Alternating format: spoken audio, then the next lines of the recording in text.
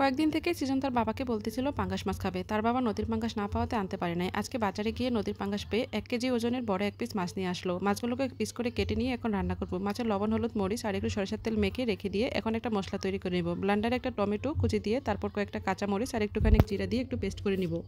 তারপর চুলায় কড়াই বসিয়ে তেলটাকে গরম করে মাছগুলোকে দিয়ে হালকা করে দুইটা পাশ ভেজে নিয়ে মাছটাকে আমি তুলে রাখবো। সেই তেলে আমি ফোড়নের জন্য দুইটা শুকনো মরিচ আর একটু কালো জিরা দিয়ে একটা পেঁয়াজ কুচি দিয়ে দিব। পেঁয়াজটা হালকা ভাজা হয়ে গেলে এখন আলুগুলোকে দিয়ে একটু কিছু সময় ভেজে নিয়ে তারপর আমি আগে থেকে পেস্ট করে রাখা মশলাটাকে দিয়ে এক এক করে আদা বাটা, স্বাদ মতন লবণ, মরিচের গুঁড়া, হলুদ গুঁড়া দিয়ে ভালো করে মশলাটাকে একটু সময় নিয়ে আমি কষাবো। মশলাটা যখন কষানো হয়ে যাবে, মানে এর উপরে তেলের অংশটা উঠে যাবে, তখন আমি এতে ঝোলের জন্য পরিমাণ মতো জল দিয়ে দিব।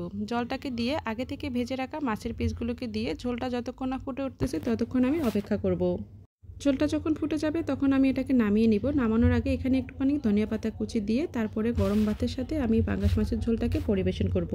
সৃজন তো আজকে তার মায়ের হাতে পাঙ্গাসের ঝোল খেয়ে অনেক বেশি খুশি। আপনারা এভাবে বাসায় তৈরি করে দেখতে পারেন।